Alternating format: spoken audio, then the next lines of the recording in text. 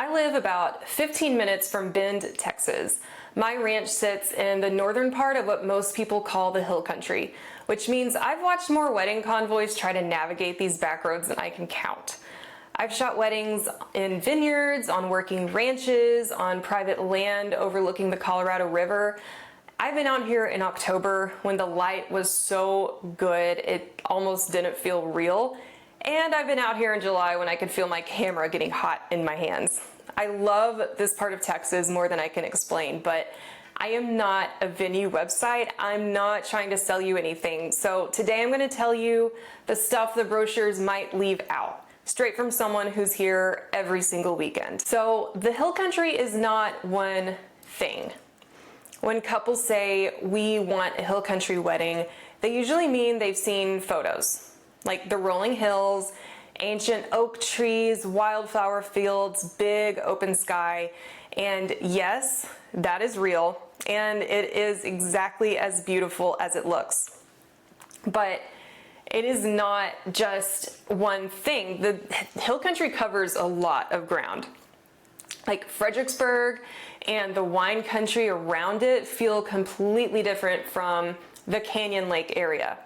And that feels different from Dripping Springs, which feels different from the northern part that I call home near Bend and Lampasas. And the venues are different, the logistics are different, and the vendors who can actually reach you are going to be different. So before you fall in love with the venue, figure out where in the hill country you're actually looking and what that means for your guests trying to get there, because that context matters more than most couples realize when they start planning. So let's talk about the weather. Texas weather is dramatic, it is proud of itself, and it does not care about your timeline. So summer is brutal. And I'm not being dramatic. Like, highs hit 90 degrees by late May, and they will stay that way until October sometimes. Like, I shot a wedding in October about 2 years ago, and I was sweating all day long. Everyone was miserable. Like, you never know. The heat index can push past 110 easy. I've shot outdoor ceremonies in July and watched guests like just fanning themselves the whole time, and everyone's just so miserable, and you can see it, and everyone's just dripping with sweat. So if you're planning a summer wedding in the hill country, when I say summer, I don't mean July, because really no one gets married out here in July too much. I try not to shoot those weddings because it's just too hot. I'm talking like June. September, yeah, that's still considered summer out here. So I want you to ask your venue these specific questions. Where do guests wait before the ceremony? Is there shade? Will someone be passing out cold water before people sit down? Is there a climate-controlled space for elderly guests? Like, these are not luxury questions. These are questions that are going to determine whether your grandmother can even come to your wedding, you know? Like, the weather out here is intense, and it can change like that. So let's talk about June. Well, really April, May, June, especially this year, it has been raining so much. Like, I think it's rained at every single wedding I've shot this season. And so when it rains out here, it doesn't always just rain, it can storm hard and fast. Flash flooding is a real concern. The backup plan is not optional, it is part of the planning. Like, whenever you're driving out here, you'll see the flood gauge markers on the road, and it's a thing. So that is a risk that you take. But fall is spectacular out here. I will say, like, October through December, the cooler temperatures, the light is a little bit different. It's just like more, it's like the wildness of summer has kind of settled, and like, it's got a different feel to it. So if you have any flexibility in your date, I will always nudge you towards fall. However, I know that the wildflowers are like a big appeal So let's talk about that for a second. Talk about the bluebonnet gamble. I know you've seen the photos, like the couple standing in a field of bluebonnets, golden hour light, the whole thing. It's breathtaking. I've taken those photos and I love those photos, but here's what those photos don't tell you.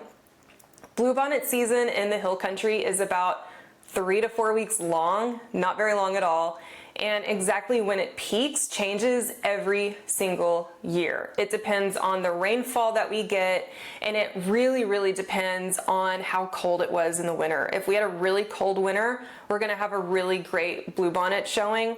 If we had a mild winter, it won't be very good. Like 2 years ago, it was terrible. We had such a mild winter and everyone was like, oh, winter's been so great. But then the wildflowers just like, bleh. So you can't guarantee bluebonnets. Like you could book your wedding 18 months out, lock in the date, and then peak bloom is 2 weeks before your wedding or 2 weeks after. You can't guarantee it. And if the bluebonnet dream is non-negotiable for you, target, I would say like mid-April to mid-May.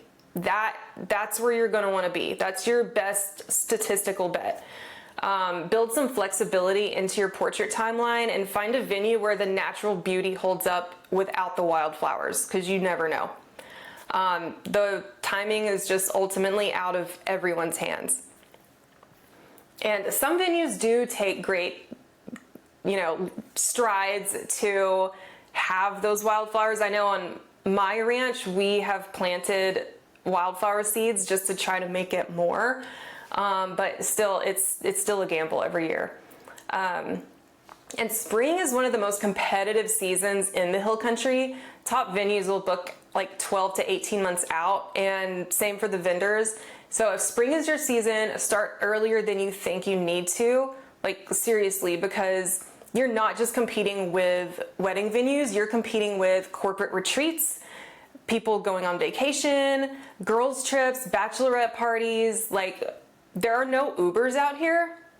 So you're gonna wanna hire a shuttle, and those will book up very fast.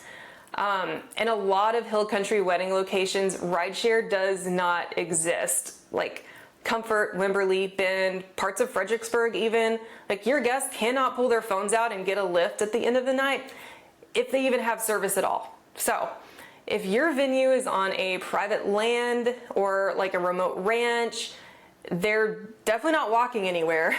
And most of the venues are like just out in the middle of nowhere. A shuttle is not a nice to have thing. Like it's kind of important. It's kind of a big deal. So you definitely are going to want to book them early. Build it into your budget and make sure your guests know the plan before they show up. Like the last thing you want is for half of your wedding party to be stranded at the end of the night because someone assumed rideshare would handle it. So plan this early and it won't be an issue. Don't plan it and it becomes the thing that everybody remembers about your wedding. And on that note, let's talk about lodging.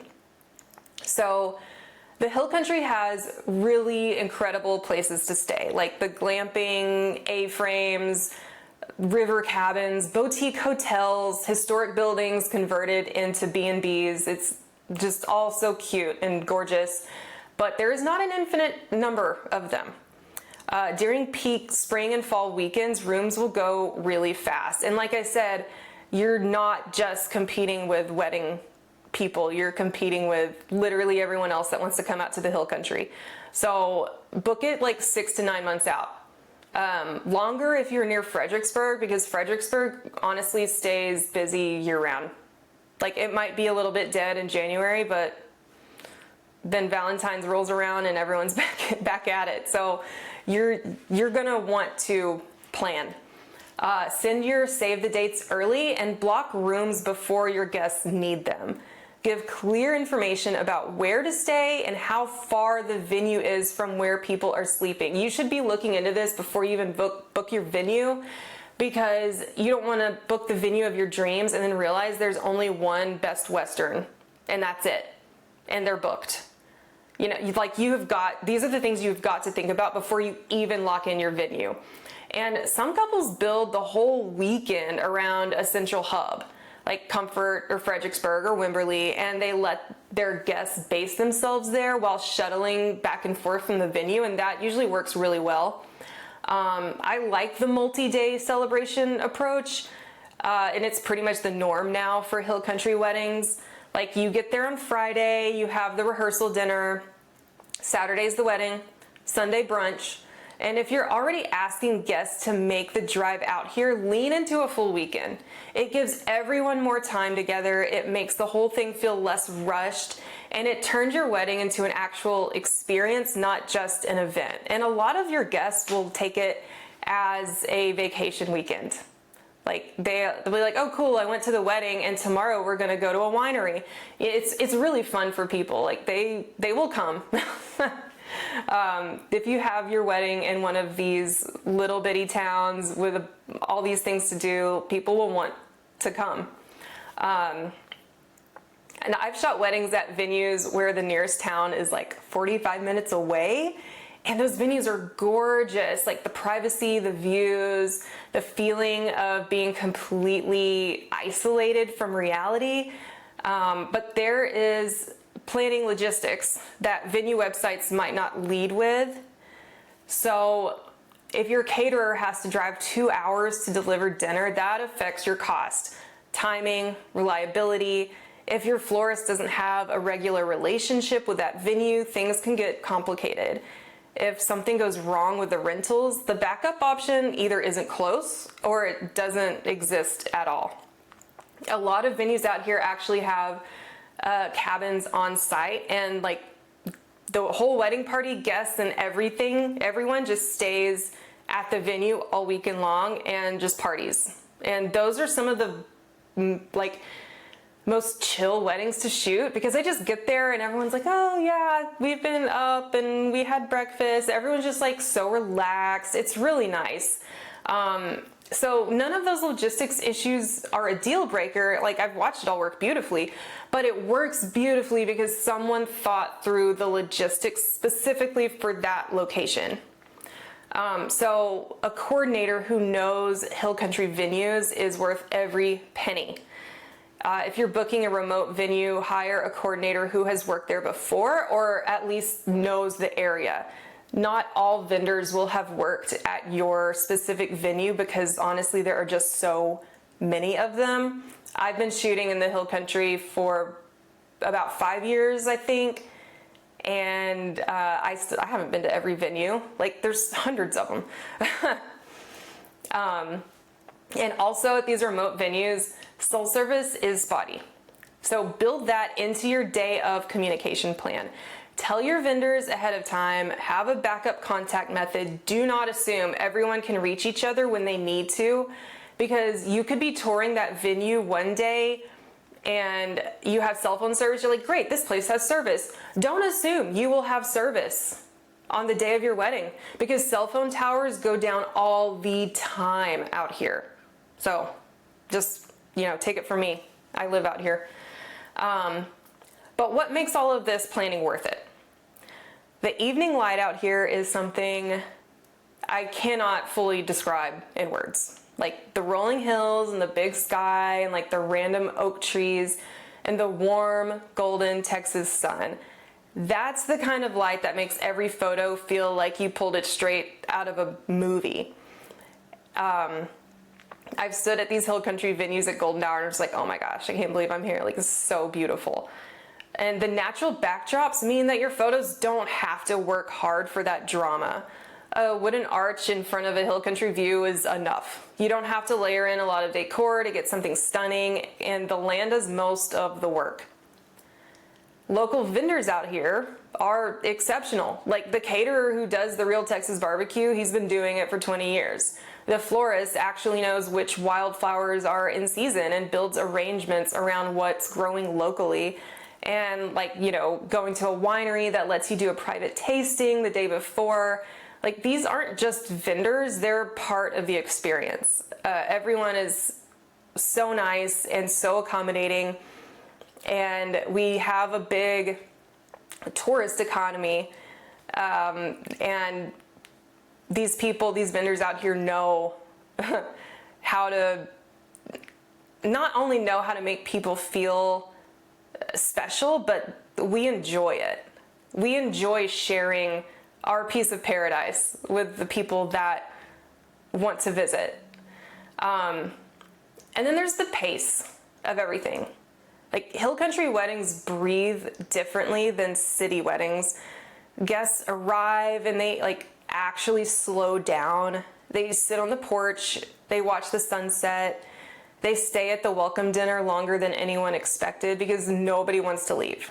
And the drive out here is part of that transition. By the time your people arrive, they're already like a little more present. And that is what you're planning for. You want that slow down, just easygoingness of it all. And since I'm the one following you around all day, here's a few things I notice across every wedding I shoot. Plan your timeline around golden hour. I already knew this before I started shooting in the hill country, but this landscape makes it especially true. The hour before sunset out here is magical. So you want to arrange your ceremony timing so that you can get to your couples portraits while the light is still warm. And your venue will usually tell you specifically when their golden hour is, because the hills make it all different. If you just Google like golden hour in Fredericksburg, that might not be true for your venue. It might be 30 minutes before that, because you might have hills that will affect that golden hour light. So that's a venue logistics question. You're gonna wanna make sure that you are planning the correct golden hour time. And a lot of venues, they'll have those different spots. Like sometimes I'll say, okay, we're gonna start here with this hill in the background while the sun is still high, and as it sets, we're gonna move to this other location because we'll still have that sun, and I know you wanted to shoot both locations. So it really does take a little bit more planning, but the pictures are worth it. So build in that transition time, because on these bigger properties, and most of these properties out here are bigger because we have the space, getting to the ceremony site from the reception space and then going to like another location on the property to take golden hour photos, that can take longer than you think. So, and family portraits always take longer than planned. So I would add in buffer time. Like you gotta walk. You're gonna be doing some walking.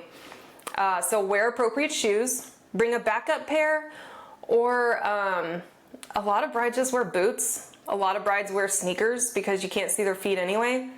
The grounds at these venues, they're gorgeous, but they are uneven and they are very unforgiving to stilettos. So at least wear some chunky heels. A hill country wedding is one of the most beautiful things you can do. I have watched couples say their vows at sunset, overlooking the Texas hills, and just know that those photos are going to matter to them for the rest of their lives. It just takes a little bit more planning than you might think, or it might take more planning than the venue brochure might suggest. So you've got weather, all of it. You got to plan for that, not just the pretty version. You got to book early for everything, because out here the good vendors, we do book up fast, because you know it's smaller out here. There's just not as many of us, and hire vendors who know the region, because you don't want someone getting lost and then like being an hour late, because that can happen. Like someone can go 30 minutes in the wrong direction easy. Google Maps, Apple Maps, any kind of GPS out here is just not that reliable. So you might want like physical maps on your invitation. Like you've really got to think about these logistics things.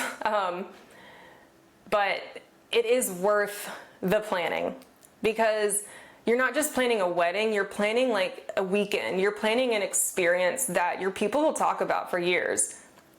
And if you need a photographer who already knows where the light falls at your venue and how to navigate the back roads, my booking link is in the description. I'm about 15 minutes from Bend, and I would love to shoot your hill country wedding. New videos come out every Friday. Subscribe so you don't miss one.